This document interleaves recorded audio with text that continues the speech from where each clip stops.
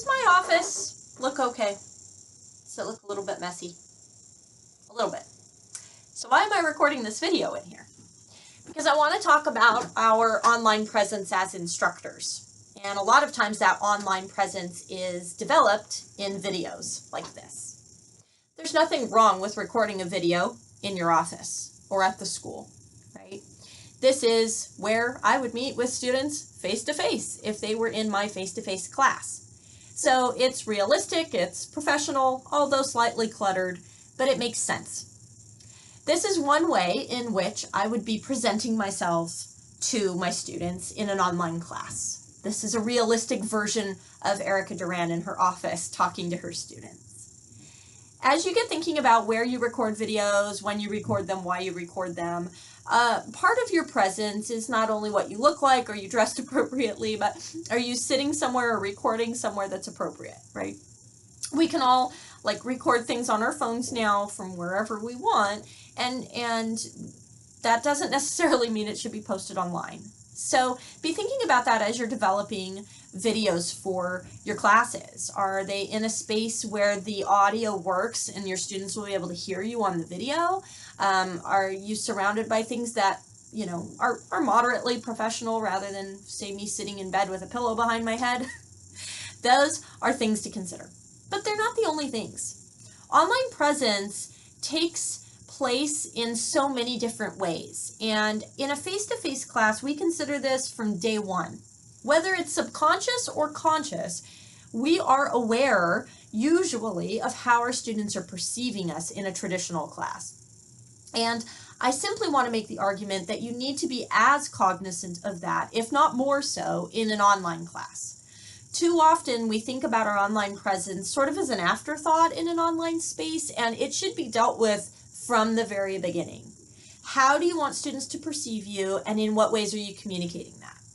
So I'm going to give you an example. I want to be perceived as, because I believe that I am, accessible. How am I going to communicate that to my students? Well, immediately from the very beginning of the term, I let them know that there are multiple ways that they can contact me. They can email me.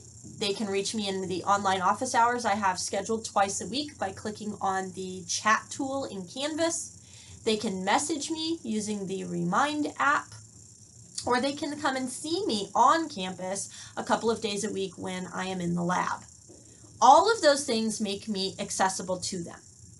I need to close the loop on that accessibility, though, because I want students to know that I react to them in a timely way, too. So if a student chooses to email me, I need to make sure I reply to them within a certain time frame that makes sense. So usually a good cutoff is 24 hours. I would say for an online class, that's still kind of late. That's a bit on the long end if we were going to set a timeline, but it's still appropriate. I often try to reply earlier, even if it is to say, I cannot reply in depth, but I got your email. I will reply to this later this evening, right? That at least lets the student know that I read it, I'm there, I want to help, but I'm giving them a timeline on when I can get back to them with all the detail that it requires. So replying in a timely manner is important. Being available is important. The next thing you want to be thinking about in an online presence is your tone.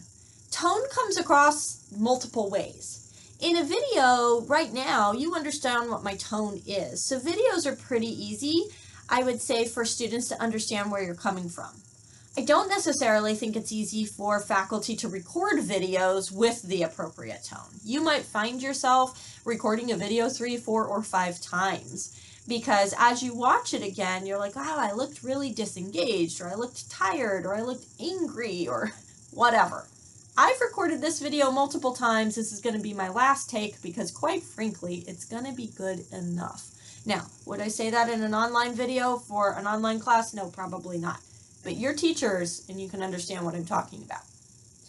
When you're talking about tone, when we are talking about tone, it erupts in all sorts of different places. It's going to be obvious in your emails.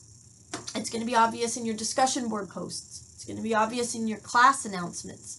So be thinking about ways in which you are communicating to your students the perception that you want them to have.